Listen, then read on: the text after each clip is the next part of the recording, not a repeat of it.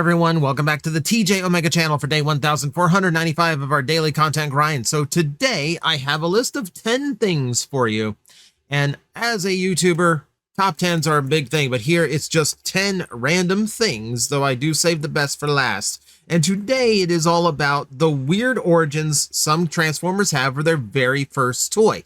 Sometimes it's a weird mold choice, sometimes it's a very, very strange behind-the-scenes decision, but it's always interesting to me how some of these random characters throughout Transformer history just happen to get their first representation on a toy shelf, because sometimes it's super weird. Now, this is not a cohesive list, this is not an inclusive list. This has so many gaps in it that we could do this again someday if we wanted to. But for now, we are just going to focus on 10 examples and show just how many different reasons and how many different weird ways a Transformer can actually make its debut on a toy shelf. So, without further ado, here's 10 weird origins of Transformers' very first toys. Transformers Animated is kind of infamous for having so many toys that did not make it out, and some that got in just under the wire, and those are the ones we're interested in today. So we'll take, for example, Ironhide. So Ironhide getting his first toy in Animated is something of a big deal, because in order to actually get this toy out, a sacrifice had to be made.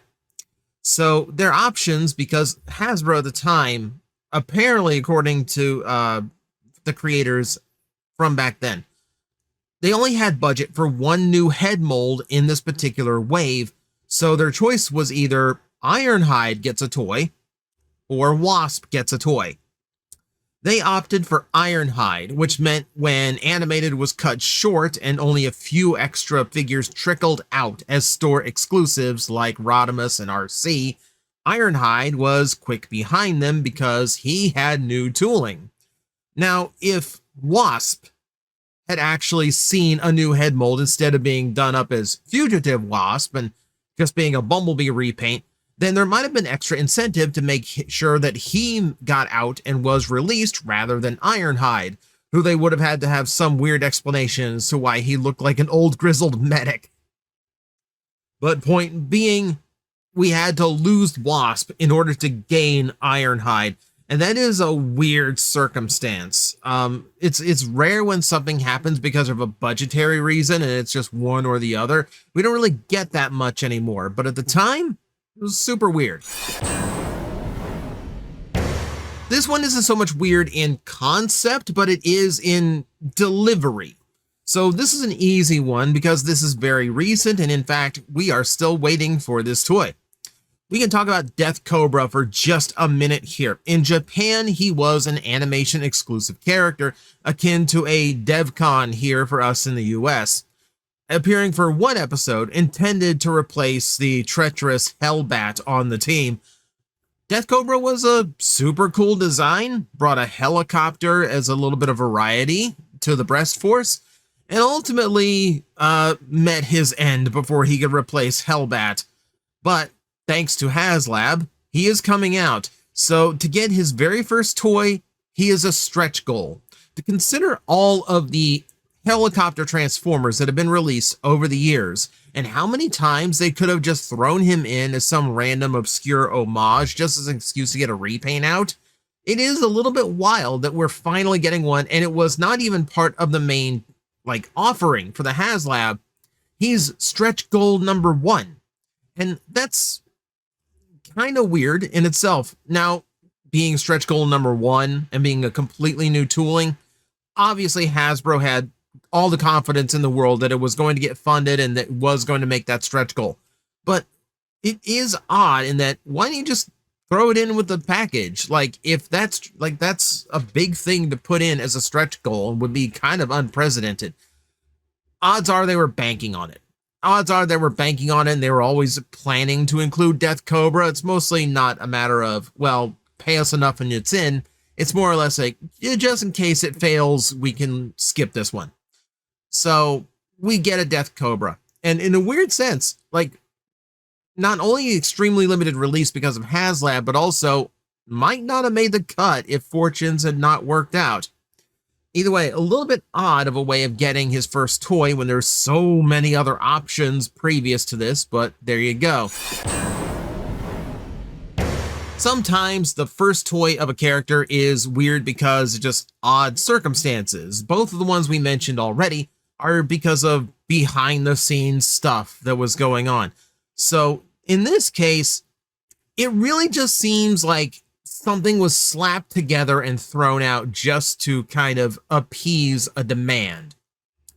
Nautica is a breakout character from IDW. She is very smart, very engaging, it's a charming character and very good, very good with a wrench, very good engineer of a character, which is something you'd think would be more common in Transformers, but we don't see a whole lot of them. And the fact that she became a submarine meant she was automatically unique amongst this franchise, who has very, very few aquatic Transformers. So when they announced that we're actually getting a toy, that actually made a lot of people happy. Now, unfortunately, it was going to be part of a multi-pack that was exclusive to Toys R Us, but that's still okay, right? And then we found out what it was. So instead of getting something that looked like she did in the actual comic books, something that actually represented the character properly, we got this. We got this really weird blur retool. And a frankly lazy blur retool.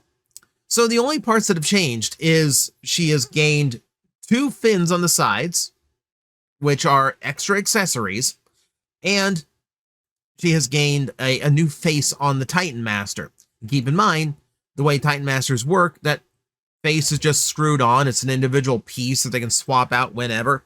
So the head design looks nothing really like Nautica. The body shape is nothing like Nautica. I mean, yeah, like you basically you have those wings in the right spot, and that's basically the only thing that makes it Nautica.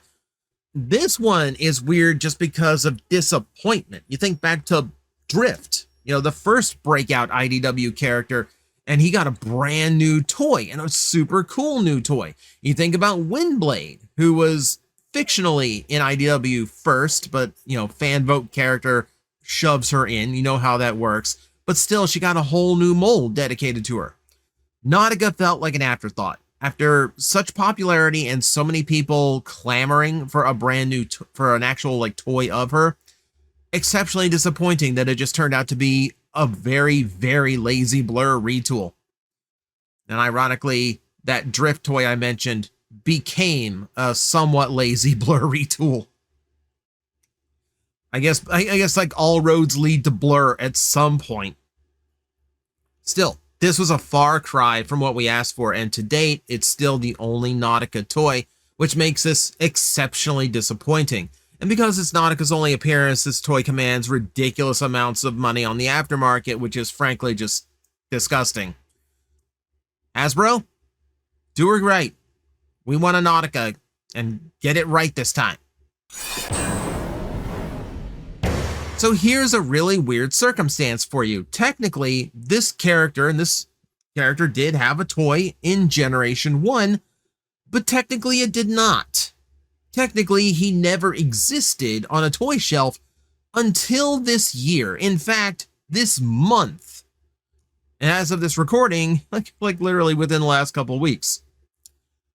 Bumper is a character that accidentally exists. Rumored to have been an extra mini-bot that was released in G1, it seemed more like a mistake of a release, as it was Bumblebee Yellow packaged on a Cliffjumper card with Cliffjumper stickers on it. This just seemed to be like this weird mix between the two. Slightly unique vehicle mode, but very unique head. We called him Bumblejumper for decades before Hasbro retroactively attached the name Bumper to him. So he's an accidental release that was just kind of like a bonus if you actually paid attention to the assortments at the store back in 1984. But that does mean he has a little bit of a legacy and legend to him. So this year, he finally gets a toy. So for the very first time, over 40 years since his G1 toy accidentally came out, Bumper has an official release from Hasbro as a quick retool of Bumblebee, mostly a head swap with a little bit of deco difference, leaning closer to how the original toy looked.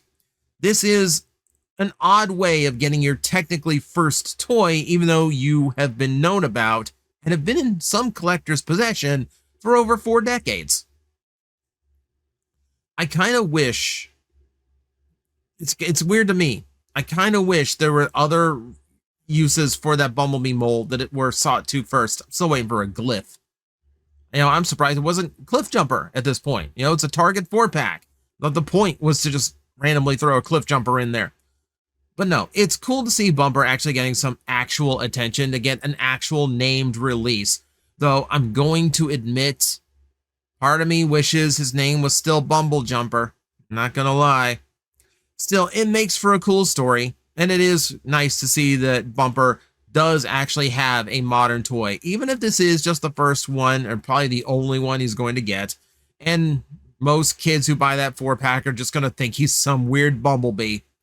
Good on you, Bumper. Took you a long, long time, but welcome to the franchise. Here's another case of a popular female Transformer character that we had to wait for a really weird distribution method in order to actually get a hold of a toy. Slipstream was one of the breakout characters from Transformers Animated, a show that had a ton of breakout characters. But between Bulkhead, their version of Prowl, Lugnut, list can go on. But Slipstream caused debate in the fandom for years to come, as everyone tried to figure out what aspect of Starscream that actually produced a female Seeker.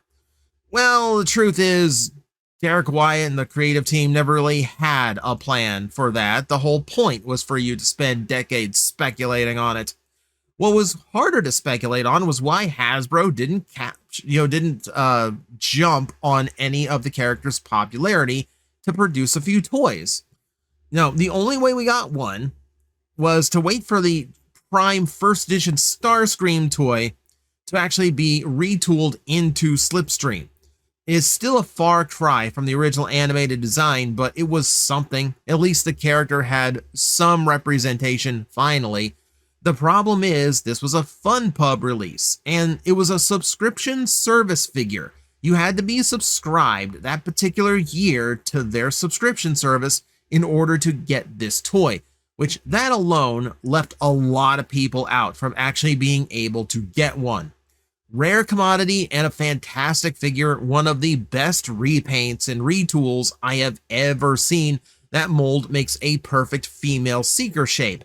But that said, it's still not the animated character that we've been wanting, and these days she seems to end up as a retool of Windblade more often than not, which is a little bit disheartening, as the character, because of the fascination and the story possibilities behind her, definitely deserves more. We got to see a little bit of that in Cyberverse, and that's pretty much it, and I really felt her story ended way too short. But that said, it's strange to me that they never capitalized on that popularity. Everyone really likes Slipstream. It was a really cool design, and yeah, interesting character to even just discuss. The fact that Hasbro never really capitalized on that, and to this day is still not properly capitalized on it, is kind of shocking to me. I don't think I can get through a top 10 of anything without cheating in some way, so this technically isn't a toy of the character, but it's a very odd way for the character to show up for the first time on a toy shelf. Let's talk Emirate Xaaron. So, Xaaron very recently got his very first official toy in Transformers. He was done up as a retool of, I want to say, the Skullgrin mold that came out in Legacy. And he was done up as part of a Marvel Comics 2-pack along with Flame. And that's fine. We got an accurate, good-looking comic book Xaaron. Finally, as a character that meant a lot to the Marvel UK side of the fiction. But that's not his first appearance in Transformers Plastic. For that, you had to go to the Fall of Cybertron toys and their Wreckers retools because Emirate Xaaron has become the head of Ruination. Yes, the character is technically Ruination, and the head is only based on Xaaron, but the helmet shape and the connective bits across the mouth do make this unmistakable who this is supposed to be. And given that he's the original leader of the Wreckers, makes complete sense for him to actually be the center point of a Wreckers combiner. It was entirely random to see him pop up in this way of all ways. You know, it's one of those characters where, like, Emirate Xaaron is one of those characters you reference of, this is just too obscure for Hasbro to ever do. If this character ever gets into a toy line, that's it. Like, they've got nowhere else to go. They've officially run out of ideas. Well, they figured out how to cram them in. And granted, it's weird, but it kind of works. And I'm not going to argue it. You know, like, it is what it is. And it's a fun, weird little Easter egg to throw in. We'd have to wait until far more recently to get a proper one. But it's just a funny thing to see Emirate Xaaron pop up in such a weird way. Now we're going to get into the nitty-gritty, those weird releases, those very offbeat ways that classic characters were finally capable of being represented on your toy shelf. And while I could do that through, like, statue figures, like, statues are actually easier. Like, we could talk about that, no problem. And a lot of characters debuted for the first time as a statue, but I don't consider that a toy. You know, you would at least need to be made out of plastic for me to consider you a toy. So that said, Alpha Trion. Now, as a really important figure in Transformers lore and someone who debuted in season 2 of the original cartoon, meaning they had plenty of time to figure out some way to get him out. You know, with multiple episode appearances throughout the series, you would think that there would actually be a lot of room to get Alpha Trion out in year 3 or even year 4. Nope. We would have to wait till the mid-90s and only, like late 90s, early 2000s, and only Japan would be able to see it. This is the little PVC figure of Alpha Trion released in the Super Collection line by Takara. Super Collection was basically what it sounds like. It's like collectible PVC figurines blind boxed in Japan, where you had a chance of getting an Alpha Trion or this pewter version as a chase. This was the first time Alpha Trion had ever been committed to plastic, and it's an unusual way for him to actually show up given how long the character was around, the significance of the character, and the fact that they've had so many toy lines that just never managed it. This is also weird in that this is one of the very few figures like this to never manage to make it to the Heroes of Cybertron line in the American version of the toy line. So unfortunately for American fans, we would have to wait until BotCon provided an Alpha Trion, and even that took a couple attempts before they finally got one out. But for you importers or for the fans of Japan, you did have a Trion. And it's small, barely articulated, and doesn't transform, but hey, it's plastic, it's a figurine, it still counts as a toy. Barely counts as a toy, but I'm going to count it here. It's definitely an odd way. Yeah, the only Alpha Trion in the world, and it's a blind box. Good luck. Now let's move on to an even bigger deal Transformer and an even easier way of getting your hands on it, though definitely not appropriate. Not appropriate for this character. We know that Unicron was supposed to be a G1 toy, that the prototype was made, the design was there. All they had to do was just pull the trigger on releasing something that huge. And then they balked. So, fearing the size of the toy and how it would do in the market, we never got a G1 Unicron toy. However, we did get representations of Unicron. Like I said, the first time you could have a Unicron on a shelf was as a statue. Ironically enough, that statue is actually on a table to my left right now. But for the casual fans out there, the first time you ever had a chance to actually have the Chaos Bringer on your toy shelf was as a 3-inch titanium Transformer figurine.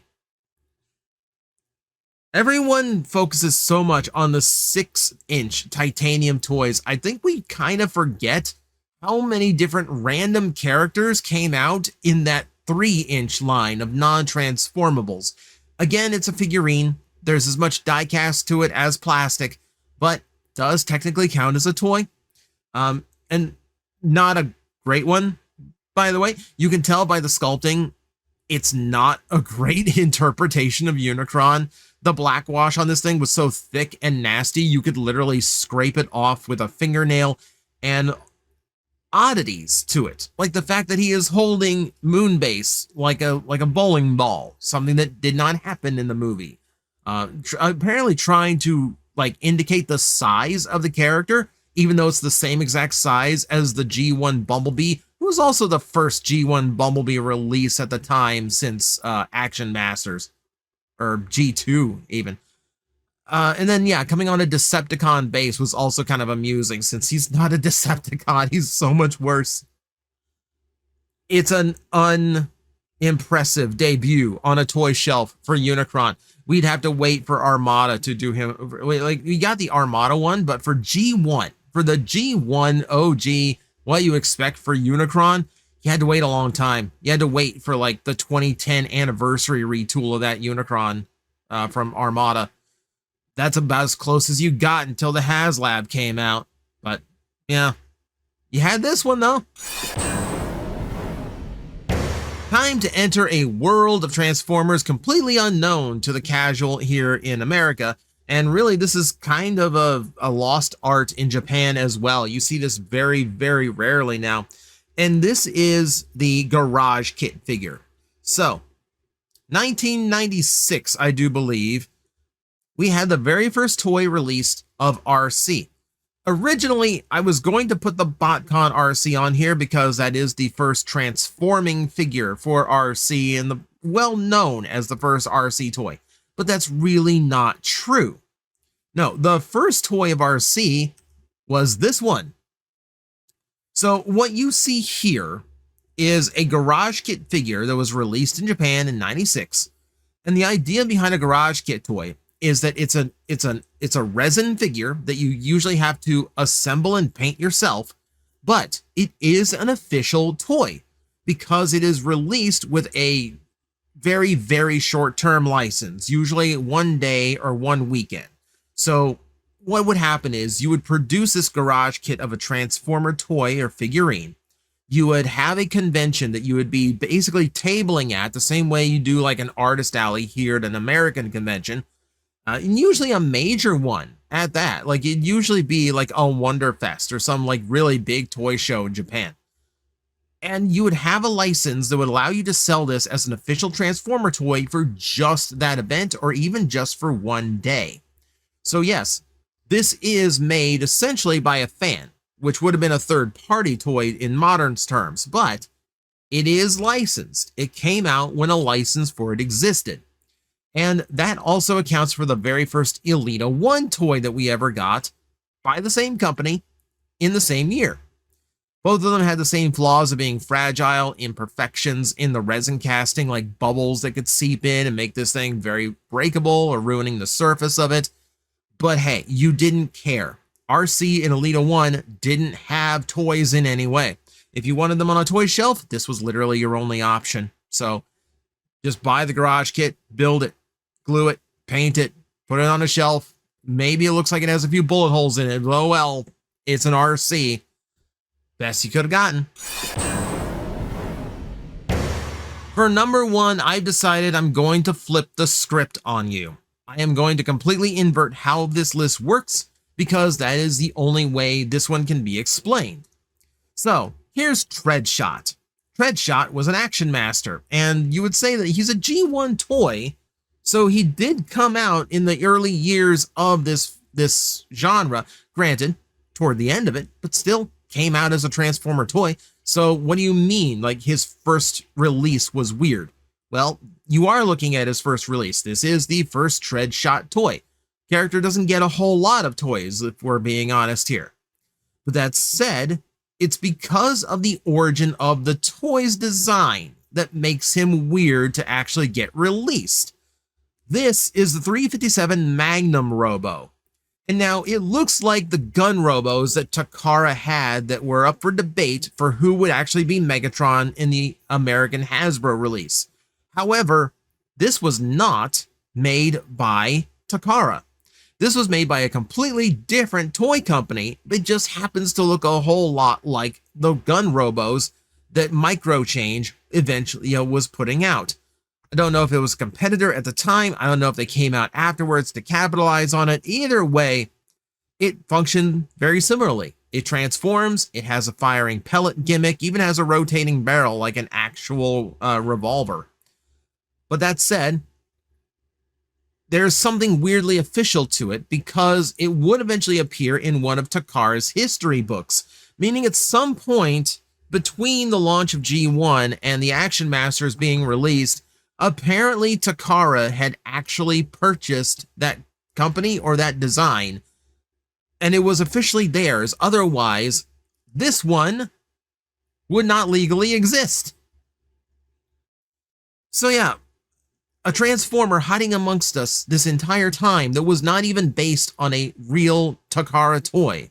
And now, while there are examples of that, like Omega Supreme and Jetfire, etc., this is the first time that we can't really confirm whether or not the original toy that Treadshot was based on was legally licensed or owned by any company making Transformers at the time, making the entire existence of that toy just a little bit of a mystery and maybe an inside gag from Takara.